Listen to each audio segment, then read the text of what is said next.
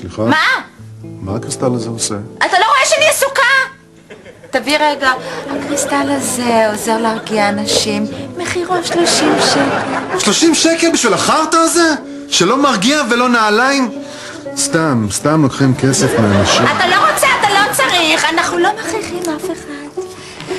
תתבונן בדיוק. ואל תיגע בשום דבר רק. סליחה, מה הקריסטל הזה עושה? הקריסטל הזה מעורר את החשק המינית שלך. באמת? תביא נראה. כן, תראה. אוי, מה זה? מה את עושה היום אחרי העבודה? יש לי חבר. מצד שני חבר זה לא קיר, אפשר להזיז אותה. אתה רוצה פה אנחנו ניגש למחסן, אני אסתכל איפה המפתח. אז עזבי את המפתח, עזבי את המחסן, בוא נעשה את זה פה עכשיו, אה?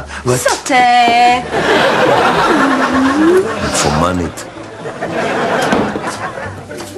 סליחה, יש לך את הקריסטל הזה שמביא מזל? לפני 5 דקות היה פה מישהו לקח אותו. יופי. טוב, זה לא יום המזל שלי, תודה. מה לעשות? תיזהרי מהאוטו! שלום, מה הקריסטל הזה עושה? הקריסטל הזה עוזר לך להיות... אני אקח אותו. החלטי. אני אטוף לך אותו. שלא, אני לא יודע, אני לא סגור את זה, סליחה. רגע, אקח. מה שאתה רואה, אני גם חושבת שאולי זה כן מתאים לך. סליחה, ומה הקריסטל הזה עושה? הקריסטל הזה הופך אותך פשוט טלפתי? כן. שטויות. לא מאמין בזה. כמה זה עולה? 100 שקל בשביל השטות הזאת?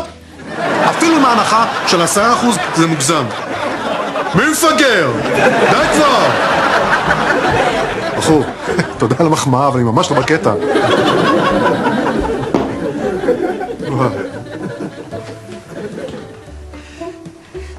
להתראות.